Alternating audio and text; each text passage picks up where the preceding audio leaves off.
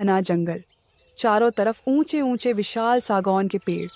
बीच जंगल के एक कोने में मिट्टी और लकड़ी से बना एक छोटा सा घर। इसी घर में रहता था आरव। आरव की उम्र थी करीब 18 साल। उसके पिता धनराज जंगल के रखवाले थे, पर 5 साल पहले एक जंगली जानवर के हमले में उनका देहांत हो गया था। अब आरव अपनी बूढ़ी माँ के साथ रहता था। लकड़ियां काटना, जड़ी बूटियां लाना और उन्हें गांव में बेचकर घर चलाना, यही उसकी जिंदगी थी। सुबह सुबह आरव कुल्हाड़ी उठाकर निकलने लगा। उसकी माँ खांसते हुए बोली,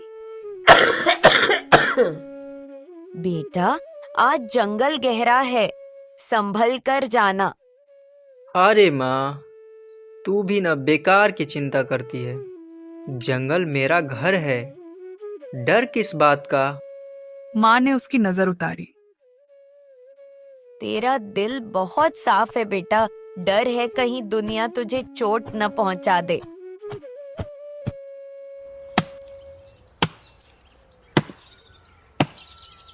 आरव जंगल में लकड़ियां काट रहा था कि तभी उसे घोड़ों की टापों की आवाज सुनाई दी।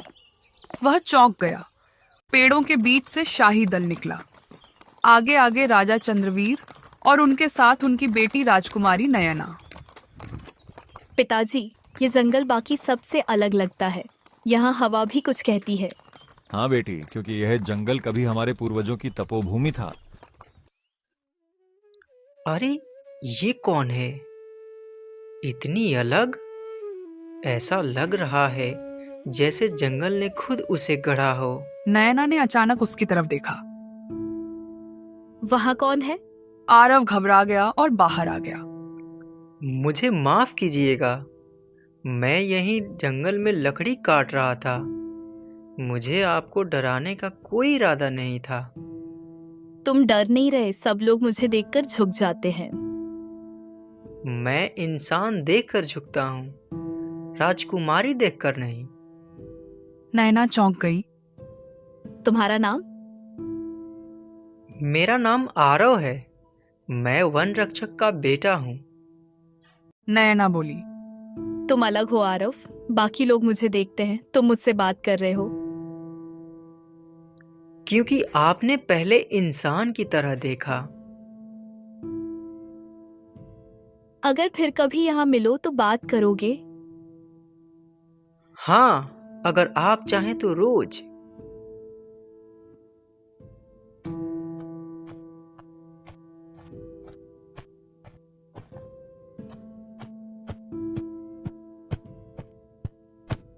जंगल के दूसरे छोर पर एक पुरानी गुफा थी।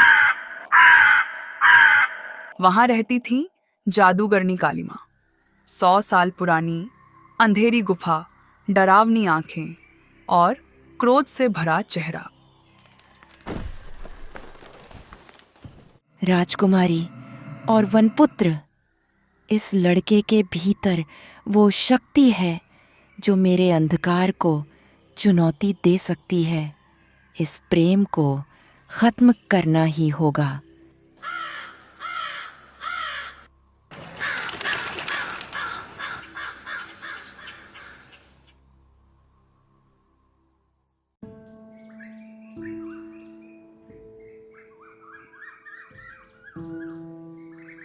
उसी दिन एक वृद्ध साधु महल पहुंचे। बेटी, मैं तुझे आगाह करने आया हूं। तेरे जीवन में बहुत कठिनाइयां आने वाली हैं। अगर तूने सही रास्ता चुना तो तेरे आने वाले जीवन में कठिनाइयां कम हो सकती हैं। तेरे पिता पर भी ऐसी कई कठिनाइयां आई, लेकिन तेरे पिता ने सही रास्ता चुना और हर कठिनाइयों का सामना किया, और इसके फलस्वरूप तेरा राज्य सुख समृद्धि से भरा हुआ है। मैं तुझे भी आगाह करने आया हूं। अगर तू मेरी बात मानकर सही रास्ता चुनेगी तो तेरा जीवन सुख समृद्धि से भर जाएगा। तुझ पर बहुत भारी संकट आने वाला है और तुझे उसका सामना करना होगा, क्योंकि मुझे विश्वास है बुराई पर अच्छाई की जीत हमेशा होती है। मेरे साथ आगे क्या बुरा होने वाला है बाबा? कृपया मुझे मार्ग दिखाइए। इन बुराइयों का सामना करने के लिए मैं क्या करूं और कौन सा रास्ता सही है, कौन सा गलत, यह मैं कैसे पहचानूं? जैसे आपने आज तक मेरे पिताजी को सही मार्ग दिखाया है, वैसे ही मुझे भी बताइए। मैं उन्हीं रास्तों पर चलूंगी, बस आप मुझे दिशा दीजिए बाबा। बेटी, तेरे जीवन की राहें अब 2 दिशाओं में बट चुकी हैं। एक दिशा है जहां राज सिंहासन है, वैभव है, सुख सुविधाएं हैं और दुनिया की चमक है। उस राह पर चलना आसान होगा, पर वहां दिल की आवाज अक्सर दब जाती है। दूसरी दिशा वह है जहां जंगल है, सन्नाटा है, संघर्ष है और परीक्षा है। उस राह पर कदम कदम पर कठिनाइयां मिलेंगी, कभी डर होगा, कभी आंसू आएंगे, लेकिन यही वह मार्ग है जहां आत्मा मजबूत होती है और प्रेम अपने सबसे शुद्ध रूप में जन्म लेता है। याद रखना बेटी, जिस राह पर त्याग और संघर्ष साथ चलते हैं, उसी राह पर सच्चे प्रेम और सच्चे जीवन का वास होता है। नयना अचानक चुप हो गई। उसके शब्द जैसे कहीं खो गए। मन की गहराइयों में एक परिचित चेहरा उभरा, आरव। उसकी मुस्कान, उसकी आंखें और उसके साथ बिताए वे अनकहे पल नयना के हृदय में एक तस्वीर बनकर चमकने लगे। दिन धीरे धीरे बीतने लगे। समय अपनी रफ्तार से आगे बढ़ता गया। बरगद की घनी छांप अब आरव और नयना की मुलाकातों की साक्षी बनने लगी। वहां शब्दों की जरूरत कम पड़ती, क्योंकि उनकी खामोशी में भी नजरें बहुत कुछ कह जाया करती थीं। आरव, अगर मेरी पहचान राजमहल की दीवारों से बंधी न होती, अगर मेरे माथे पर राजकुमारी का नाम न लिखा होता, तो क्या तुम मुझसे इसी अपनापन और सादगी से बात करते? क्या तब भी तुम्हारी नजरें मेरी बातों में वही सच्चाई ढूंढती? नैना, मेरे लिए तेरी पहचान तेरा नाम या तेरा सिंहासन नहीं है। अगर तू राजकुमारी ना भी होती तो भी मैं तुझसे इसी तरह बात करता, क्योंकि मैं तेरे दिल से जुड़ा हूँ, तेरे मुकुट से नहीं। मेरे लिए तू वही है जो इस बरगद के नीचे बैठी है, सच, सरल और अपनी। उसी समय जंगल की सबसे अंधेरी गहराइयों में कालिमा अग्नि के सामने बैठी थी। हवा में रहस्यमय कंपन था। उसकी आंखें जल रही थीं और होठों से काले मंत्र फिसल रहे थे। जंगल की पत्तियां कांप उठीं, मानो आने वाले अनिष्ट को पहचान रही हों। आज रात तू अकेला होगा आरव। तेरी रक्षा करने वाला कोई नहीं होगा। तेरा अंत तेरे ही भाग्य से लिखा जाएगा।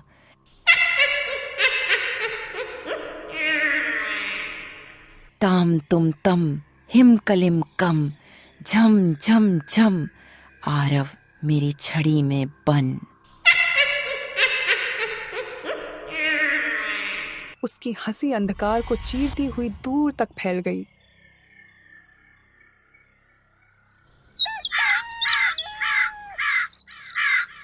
अगली सुबह बरगद के नीचे अजीब सी खामोशी थी। न पक्षियों की चहचहाहट, न पत्तों की सरसराहट। आरव नहीं आया। नैना का दिल घबरा उठा। तभी उसकी नजर जमीन पर पड़ी। वहां आरव की टूटी हुई कुल्हाड़ी पड़ी थी, जिस पर संघर्ष के निशान साफ दिख रहे थे। आरव, तुम कहाँ हो?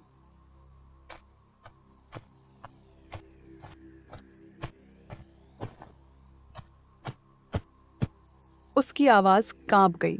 जंगल ने कोई उत्तर नहीं दिया। तभी धुएं सी धुंध के बीच से वह साधु प्रकट हुए।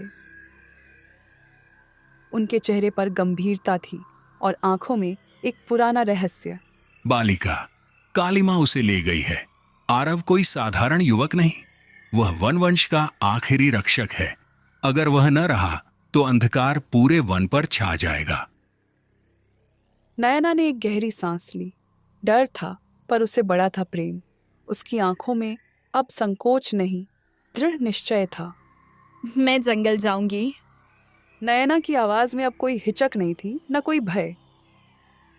अगर उसका भाग्य अंधकार की स्याही से लिखा गया है, अगर उसकी राह में अंधेरी शक्तियां खड़ी हैं, तो मैं अकेली ही सही उस अंधकार से टकराने जाऊंगी।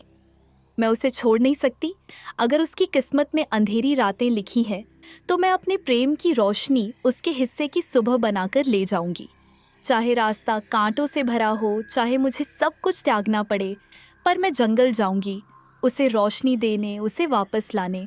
महल लौटकर नैना ने आईने के सामने खुद को देखा। फिर धीरे धीरे अपने गले से राजकुमारी का हार उतार दिया।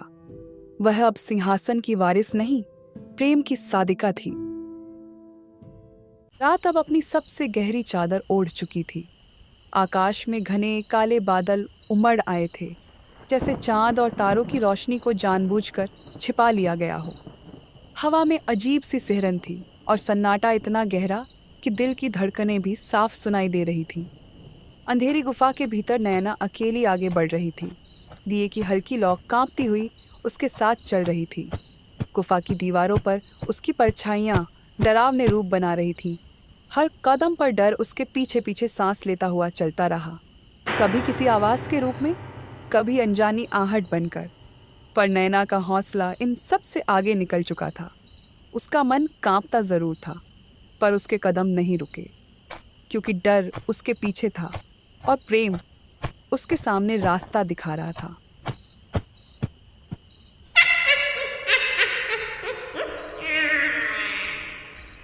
काली माँ की ठंडी हंसी अंधेरी गुफा में गूंज उठी। उसकी आंखों में जलता हुआ अहंकार था और चेहरे पर क्रूर मुस्कान। वह धीमे व्यंग्य भरे स्वर में बोली, तो आ ही गई राजकुमारी, सोने के महल, सिंहासन और वैभव को छोड़कर इस अंधकार में कदम रखने। अपना राजपाट त्याग कर तू यहाँ आई है मौत से मिलने।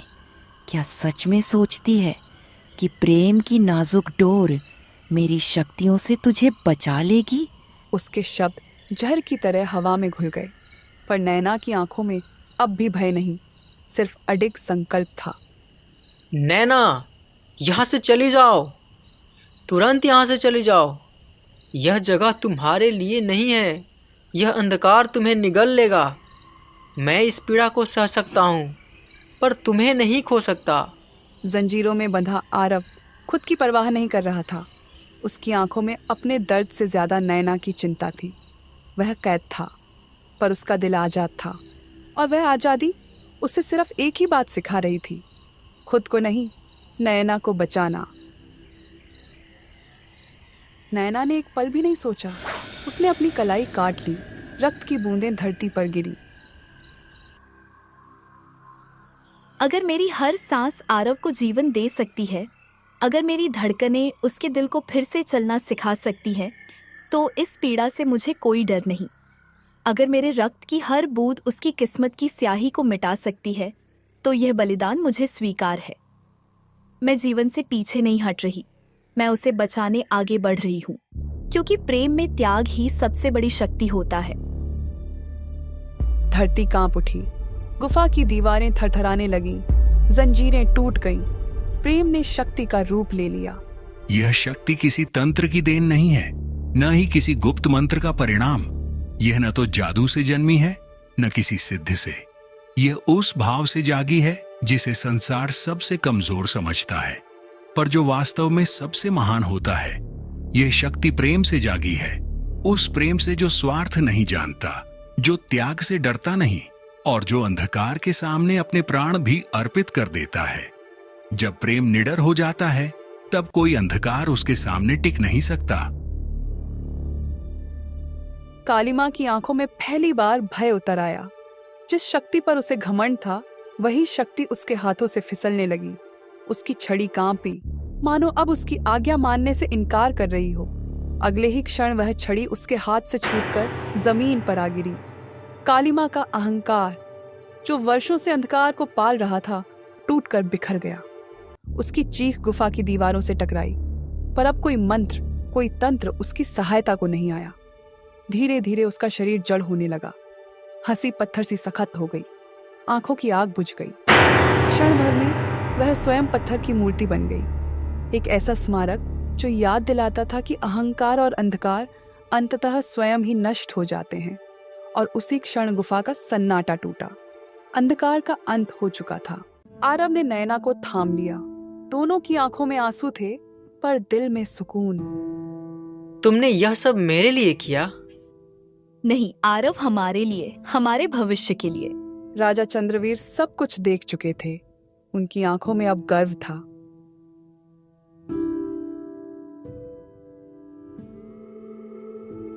जिस प्रेम ने अंधेरे को पराजित कर दिया, उसे रोकने का मुझे कोई अधिकार नहीं।